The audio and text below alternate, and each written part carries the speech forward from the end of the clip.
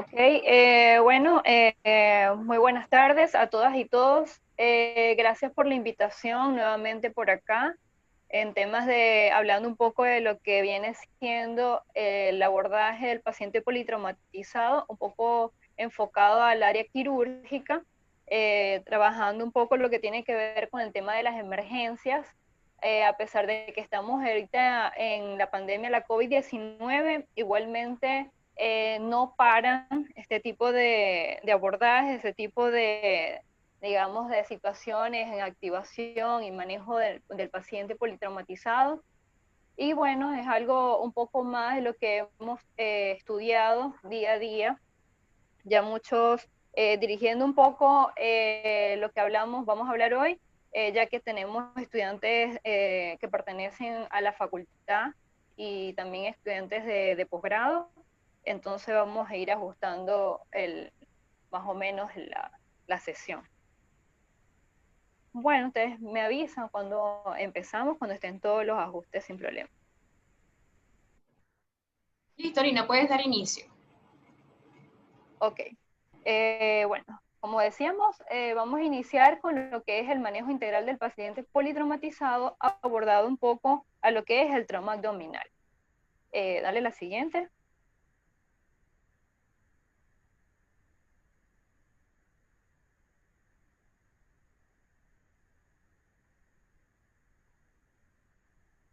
Ok. Bueno, ya más o menos Mariana me presentó.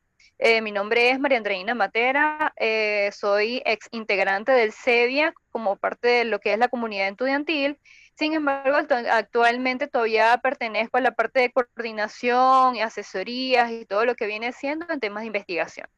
Y actualmente trabajo un poco con lo que es la docencia libre en la cátedra de anatomía y soy adjunta de cirugía en el hospital universitario. Seguimos. Bienvenida Andreina, María Andreina, Nina popularmente. Gracias. Un enorme Gracias, placer gracias. tenerte. Sí, chévere. Bueno, no pongo ahorita la cámara porque tengo la lacto un poco lenta por el internet, pero entonces estoy, bueno, por el móvil. Excelente. Para que Bueno, veamos que nada es imposible. así es. Bueno, hablando un poco de lo que viene siendo ese paciente politraumatizado, como vemos en las imágenes, este sería un abordaje extrahospitalario. El abordaje extrahospitalario involucra no solamente al personal médico, porque tenemos paramédicos, tenemos el cuerpo de bomberos, protección civil, en caso, bueno, del estado Zulia. Hablamos también de todos esos equipos hablamos de respuesta rápida, y es muy importante esta fase inicial. La fase inicial en el sentido de que es el abordaje principal al momento de detectar o de acudir al llamado de la atención de un paciente politraumatizado. Y esta fase no puede quedar a un lado. Es sumamente importante, por lo menos antes de que llegue el paciente, debe estar realmente estabilizado al momento de entrar al área hospitalaria. Muy bien, seguimos. Entonces tenemos un poco lo que, ya que estamos en una comunidad donde nosotros lo principal es aprender o establecer lo que es la anatomía quirúrgica, o la anatomía humana, mejor dicho. En este caso aplicamos un poco la anatomía quirúrgica. Aquí es simplemente algo básico, inicialmente invitarlos a que aprendan la anatomía de la cavidad abdominal, porque eso nos va a abrir casi que todas las posibilidades en el tema de abordaje de la cavidad abdominal. No solamente porque vamos a saber dónde están ubicados los órganos, sino que vamos a estar ubicados en lo que es normal, y la normalidad en ese sentido es la deformidad o la alteración del tejido posterior a los impactos que pudo haber ocurrido posterior al trauma abdominal. Siguiente. Un poco los límites a nivel de la cavidad abdominal varía un poco a nivel de trauma o a nivel de cirugía, digamos, en ciertas patologías. ¿Por qué? Por lo general hablábamos que la cavidad abdominal a nivel de anatomía lo dividía el diafragma con respecto a la cavidad torácica, que es el órgano principal de la respiración. Ahora bien, nosotros tenemos igualmente líneas imaginarias que se aplican al momento de la topografía abdominal y topografía torácica. Sin embargo, a nivel de trauma, hablamos un poco de la división de lo que es la anatomía como tal, o lo que viene siendo las áreas abdominal, o el área o la región tóraco-abdominal. En este caso, la región de la anatomía quirúrgica aplicada en trauma, hablamos de que inicia la cavidad abdominal desde el quinto espacio, entre cuarto y quinto espacio intercostal, aproximadamente en la línea que asemeja a lo que son los botones mamarios, y extendiendo eso por la línea superior y la línea inferior por delante, hablamos en un corte que se dirige hacia atrás, tomando en cuenta lo que es el pliegue glúteo. Eso sería prácticamente nuestro límite exacto de la cavidad abdominal, ¿no? Sin embargo, acuérdense también que aplicado en trauma, tenemos que reconocer la área o lo que es la región toracoabdominal. Dale la siguiente. ¿Por qué? Porque van a haber traumas o digamos algunas lesiones que puedan estar asociadas a estas mismas regiones. Y muchas veces viene la controversia de que, ok, y si es torácico o es abdominal, ¿quién va a operar? Igualmente, en un hospital donde están todas las especialidades, no solamente entra a campo quirúrgico el cirujano general. Muchas veces también intentamos mantener el margen de respeto en el sentido de que si hay subespecialidades como cirugía de tórax, cirugía cardiovascular, en esos casos también deben intervenir. Entonces, muchas veces hablamos de que estos espacios o estas áreas anatómicas nos ayuda también a limitar cómo va a ser ese abordaje en el paciente.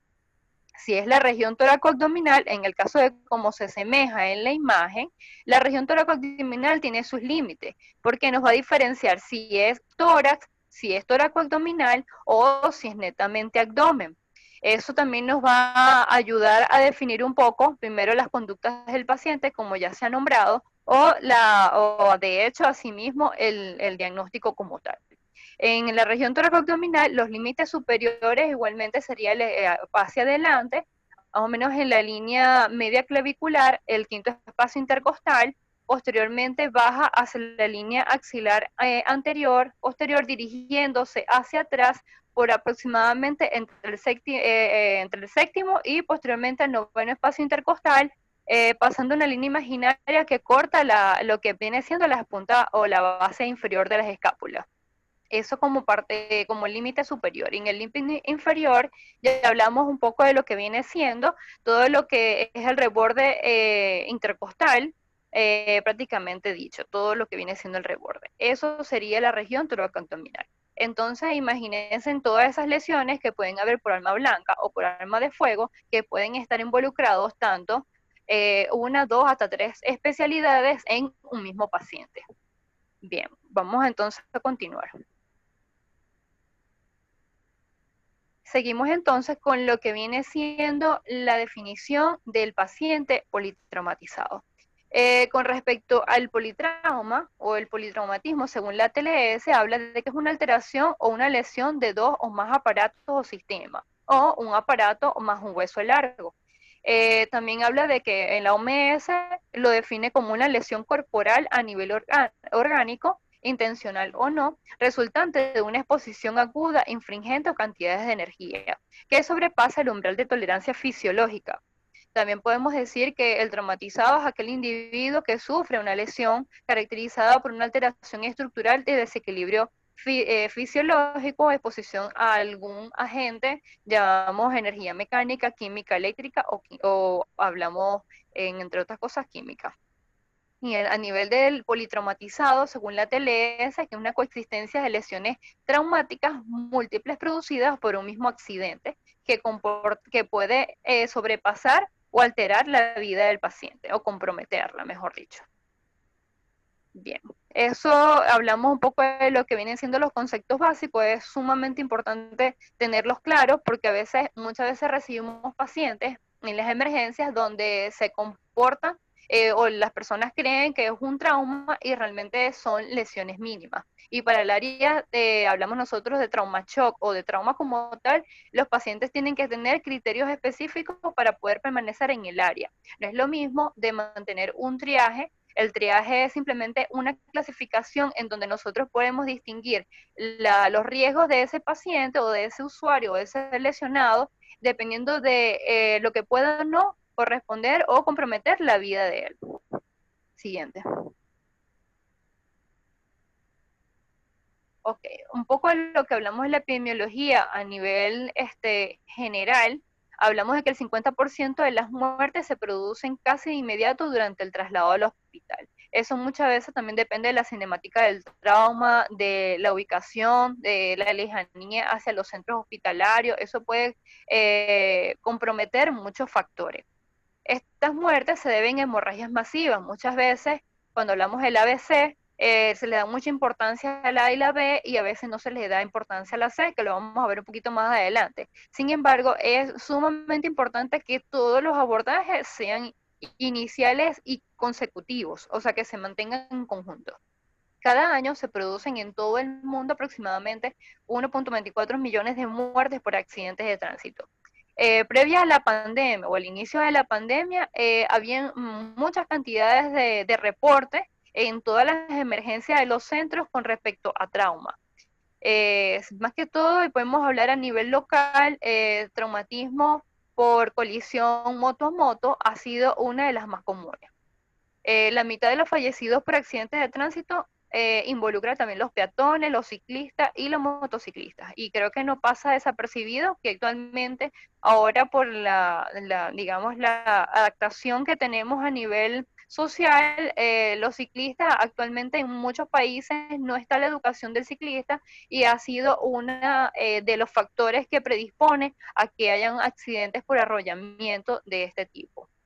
Y el trauma abdominal está presente en el 30% del total de todos los politraumatizados. De hecho, actualmente en Venezuela podemos creo que ubicarlo hasta un 50% de los traumas que nos llegan a la emergencia. Por supuesto, muchos de los traumas son mixtos, son toracoabdominales o tienen un traumatismo craneoencefálico y asociado a un trauma abdominal. En el caso del politraumatismo abdominal cerrado, el manejo es fundamentalmente conservador. Muchas veces puede pasar el paciente en observación esperando conductas para esperar cómo responde el cuerpo hacia el mismo trauma. Muchas veces pueden ser conservadores de mantener una conducta expectante y muchos de ellos sí llegan a mesa quirúrgica. Y háblese de por complicaciones, ejemplo, accesos hepáticos, entre otras cosas, posterior a un trauma hepático. Y eso lo hemos tenido a nivel establecido, a nivel de estadística, que muchas veces de pronto pasan como sus registros porque no son publicados. Bien, démosle la siguiente. Posteriormente a lo que nosotros vemos, la mayor cantidad de esos traumas que podemos, o de esos pacientes que nos llegan, acuden a la emergencia a nivel mundial, una de las cosas principales al momento del abordaje es saber la cinemática del trauma. ¿Qué nos va a aportar la cinemática del trauma? Realmente es parte de la historia clínica, realmente es el aporte de casi un 60% de cómo sucedió la emergencia o en ese caso la situación, y nos puede llevar por consiguiente a abordar el paciente mucho más rápido. Y en esto se incluyen las leyes de energía. La primera ley de Newton, que habla que un objeto en reposo o un objeto en movimiento permanecerá en una condición hasta que actúe sobre él una fuerza externa. Y la segunda ley de Newton, que habla que la fuerza es igual a masa por aceleración. Esto aplicamos un poco a lo que viene por siguiente, hablamos con la siguiente lámina, donde va a involucrar los diferentes tipos de cinemáticas que pueden estar reportados a nivel de literatura al momento y que se deben de pensar al momento del abordaje del paciente. Realmente la primera parte, esta sería la primera parte, que es lo que aportan muchas veces los paramédicos al momento de la llegada del paciente a la emergencia, donde ellos prácticamente hablan de la historia de lo que sucedió. Muchas veces también son actores que están alrededores externos a la situación, donde prácticamente evidencian todo lo que es la cinemática. Eso nos aporta muchísimo para el abordaje de esos pacientes. Estas cinemáticas pueden ser cerrados, simplemente es donde no penetra ningún objeto hacia el cuerpo como tal, en ninguna cavidad, o sean penetrantes como heridas por arma de fuego o arma blanca. Tenemos los térmicos, que son por exposición, digamos, quemaduras ígneas, o cualquier otras asociados a las quemaduras, y por ondas expansivas, y estas se asocian o se afican un poco a lo que vienen siendo y lo relacionamos a cirugía de trauma, hablamos, o de cirugía de guerra, que muchas veces lo reportan con explosiones en minas, donde hay, digamos, esa onda expansiva, y muchas veces esta puede llevar a desmembramientos y amputaciones masivas en los miembros corporales. Ok, siguiente. Involucrando un poco también dentro de esta cinemática asociados al trauma cerrado, hablamos un poco de lo que viene siendo las teorías. Esto es la base. Asociados a aplastamiento, una fuerza aplicada sobre una estructura fija o fuerzas opuestas que atrapan la estructura. Esto lo van a ver ahora en unas imágenes. Podemos hablar en temas de aplastamiento, compresión entre objetos. Hablamos todos estos órganos que chocan contra la columna, hablando de la cavidad abdominal, por supuesto. El cizañamiento, que son fuerzas opuestas aplicadas a través de diferentes puntos de una estructura. Y esto, al tener fuerzas opuestas, puede llevar a que haya lesión de los órganos. Y con respecto a pruebas tensibles, esas fuerzas opuestas que traccionan o apartan de la misma estructura de su punto de eje, ¿ok? De su punto inicial. Siguiente. Entonces, hablamos de estos traumas, decimos, bueno, relacionados a traumas contusos por compresión, laceraciones, sobrepresión, colisiones vehiculares, asociado mucho a ese tipo de cinemática. Hay las caídas de nivel elevado, aproximadamente 6 metros, son uno de los criterios de ingreso. Impacto sobre, digamos, sobre peatón. Hablamos también de movimientos de alto impacto vehiculares contra objetos fijos, colisiones en motocicleta y compresión directa en el tórax hablamos del volante. Siguiente. Asociado también a los impactos vehiculares, que muchas veces sucede cuando hay colisiones múltiples. Tenemos que hay de 5 tipos. Están los frontales o frontal, cuando hablan de dos vehículos hacia enfrente. Están los laterales, posterior, pueden ser angulados, y estos mismos, uno de los vehículos puede haber o existir un volcamiento. El segundo tipo, en caso del tripulante o asociado al tripulante, si es ascendente o de manera descendente. Siguiente. Entonces, ahí hablamos de las lesiones que pueden existir dentro de la cavidad abdominal asociados al trauma. En este caso, la dirección del traumatismo puede depender también de la movilización de los órganos. Sabemos muy bien que a nivel de anatomía tenemos el peritoneo, que nos ayuda a mantener fijos los órganos. Sin embargo, en cinemáticas de este tipo, esto, a pesar de que se mantienen, digamos, estáticos, igualmente ellos hacen algún tipo de desplazamiento. Hablamos de que pueden haber direcciones perpendiculares, oblicuas o tangenciales. En el caso del intestino, puede haber aplastamiento contra la columna vertebral y la pared posterior del cinturón pelviano. En zonas más afectadas, como las 6 primeras asas yeyunales y las 2 últimas asas iliales, por su relación con la columna vertebral y el promontorio perpendicularmente. Siguiente.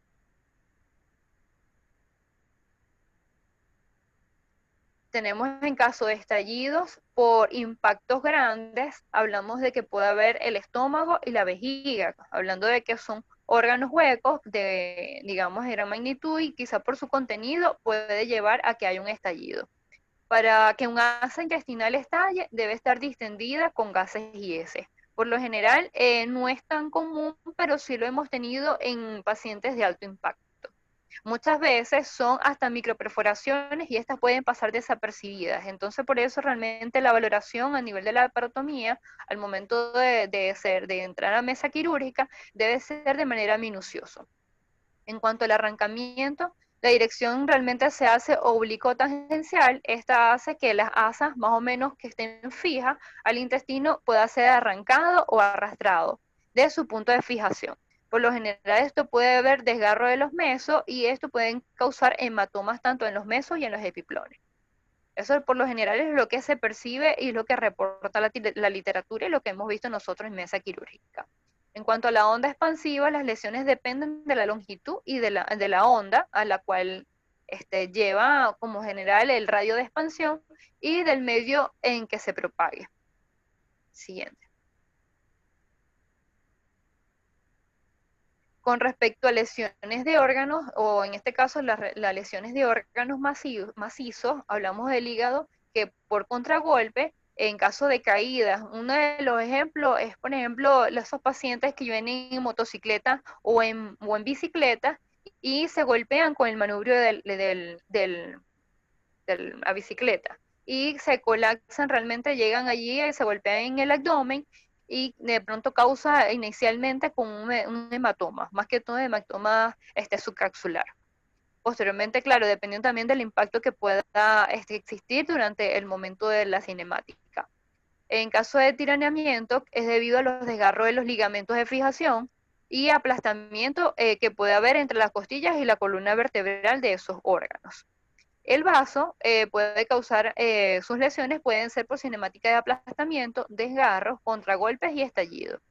El vaso realmente es uno de los órganos a nivel de trauma cerrado de los que más se lesiona. De hecho, tenemos reportes de ingresos en trauma abdominal cerrado mucho más comunes con respecto al resto de los órganos macizos, realmente son las lesiones esplénicas. En cuanto a riñones y páncreas, pueden ocurrir por aplastamiento, desgarro o arrancamiento del pedículo o del epiplón. Es muy poco, no es tan común, tener realmente traumas pancreáticos, y en caso de que lo haya, lo hemos tenido por proyectilismo de fuego, más que todo a nivel de lo que viene el páncreas distal, a nivel de prácticamente la cola del páncreas, y también depende en caso de que sean traumas cerrados o traumas directos, hablamos de batazo, de contusiones fuertes directamente en lo que viene siendo el hipocondrio izquierdo y flanco izquierdo, impactando contra el vaso, puede haber también lesiones de la cola del páncreas. Hemos tenido este caso, en particular lo que es las lesiones distales de páncreas, y bueno, el abordaje o lo que viene siendo la resolución quirúrgica depende de las lesiones, del grado de lesión, mejor dicho. Siguiente. En cuanto a la lesión de órganos involucrando los vasos sanguíneos, estos pueden haber ruptura, sobre todo aneurismas por las lesiones del endotelio vascular, es lo que se han podido reportar en la literatura. Más común lo hemos tenido en trauma abdominal cerrado por proyectilidad de arma de fuego. A nivel de lesiones, ya cuando nosotros abrimos, bueno, estadificamos el área de la lesión. En cuanto a los mesos, las rupturas o desgarros, desinserción del mesenterio separándose de la asa, que es muy común, y las glándulas suprarrenales por aplastamiento y se asocian a lesiones de riñones, hígado, vaso, que realmente con respecto a las glándulas suprarrenales es muy poco común. Por lo general así tiene que ser lo que hemos nosotros visto, tenido en la emergencia, lesiones, hablamos renales, asociadas a proyectil de arma de fuego, más que todo a nivel lumbar. Siguiente. Un poco también de estas imágenes reportan un poco también asociados a la cinemática, lesiones por compresiones, por desaceleraciones, asociadas a lo que ya vimos atrás. Siguiente. Ok, vemos aquí imágenes donde esto prácticamente se relaciona a traumas penetrantes. Tenemos heridas por arma penetrante por arma blanca, más común, bueno, lo que es el cuchillo casero, y tenemos por proyectil de arma de fuego, tanto a nivel torácico, como lo ven en las imágenes, como también en regiones abdominales. Bueno, dale la siguiente. Ok, esta es otra imagen, ok, esto parece más bien una navaja ya. Paciente que a lo mejor estaba inestable, que necesitó intubación asistida, y se evidencia el proyectil. Dale ese siguiente.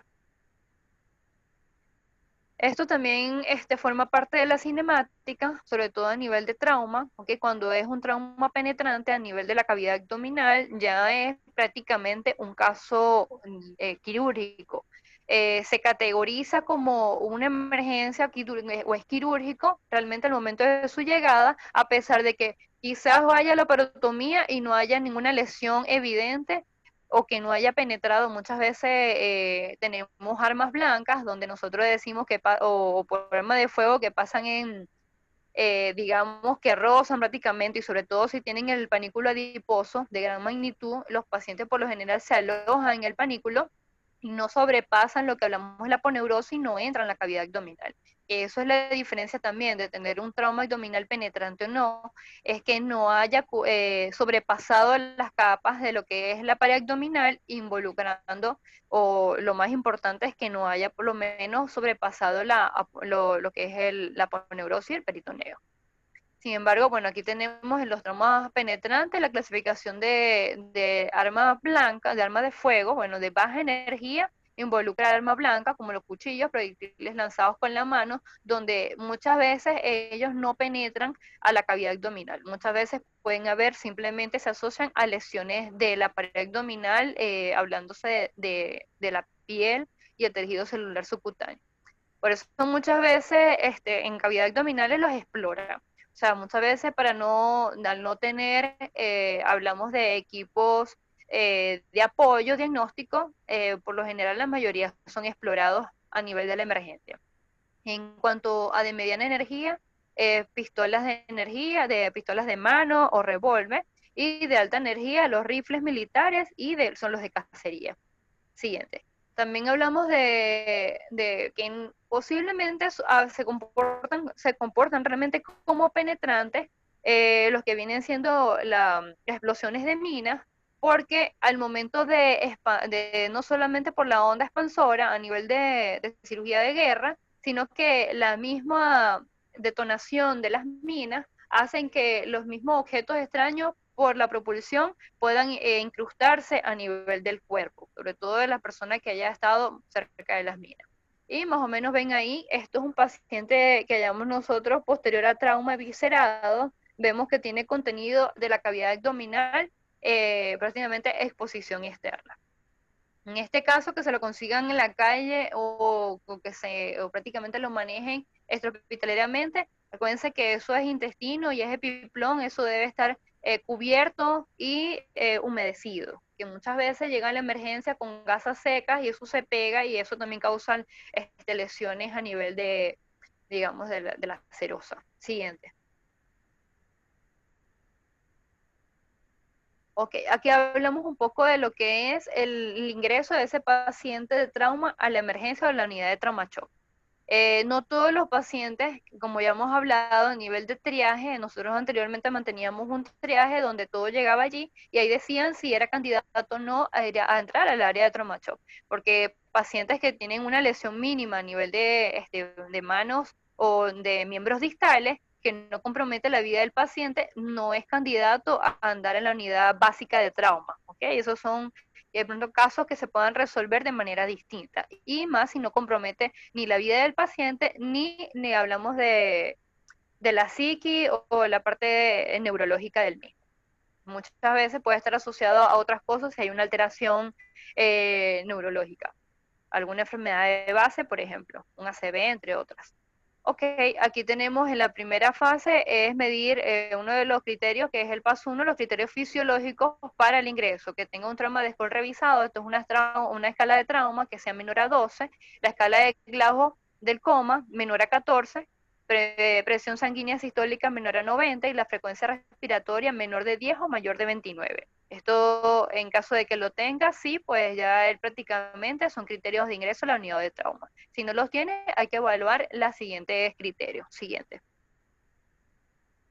Los siguientes criterios son los anatómicos. Esto involucra todas las heridas penetrantes de cabeza, cuello, torso y extremidades aproximadamente en hombro y rodilla. Toras inestables, 2 o más fracturas proximales de huesos largos, extremidad aplastada, arrancada o desmembramiento, amputaciones cercanas a muñecas o tobillos, fracturas pélvicas, fracturas abiertas, aplastamientos de cráneo y hablan de parálisis. Siguiente. En los criterios de mecanismos relacionados al mecanismo de la lesión, hablan de caídas en adultos mayores de 6 metros, en los niños mayores de 3 metros, o 2 o 3 veces a la altura del niño. En accidentes de coche de alto riesgo, intrusión mayor de 30 centímetros del sitio del acompañante y mayor de 45 centímetros en cualquier área del vehículo. Eyección parcial o total del automóvil, muerte del mismo compartimiento del pasajero, telemetría del vehículo consistente con alto riesgo de heridas. Hablamos de colisión de coche con peatón o ciclista, arrojados o que fueron inyectados, atropellados con un impacto mayor de 32 kilómetros por hora. Y accidentes de motocicleta asociados a mayor de 32 kilómetros por hora. Siguiente. Y hablamos de las consideraciones especiales. Esto involucra, hablamos de las edades de los adultos, el riesgo de heridas causantes de muerte traumática, que es a partir de los 55 años. Son criterios de riesgo, de complicaciones y de hecho que el paciente pueda, posterior a estar quirúrgico, puede tener una TEA mortal, o que haya sido pacientes que hay que tener realmente, como decimos nosotros, más cuidado, más pendiente al momento de que llegan a la emergencia. Los niños deberían ser evaluados y hacer triaje con preferencia, sobre todo si en caso de trauma en niños muchas veces es abordado también por cirugía general, junto con su cirugía pediátrica, apoyándolos y el pediatra. ¿Okay? Estar pendiente de los pacientes que puedan sufrir patologías de bases de anticoagulación, alteraciones del sangrado, los quemados, sin otro mecanismo de trauma o que tengan traumas múltiples asociados a quemaduras, más eyección mayores de 6 metros, por descargas eléctricas, ellos entran son criterios especiales. Heridas en extremidad, tiempo dependiente, enfermedades renales en fase aguda, en hemodiálisis, embarazos mayores de 20 semanas, que también son atención especial, y a criterios del servicio de emergencia sanitaria. Ok, siguiente.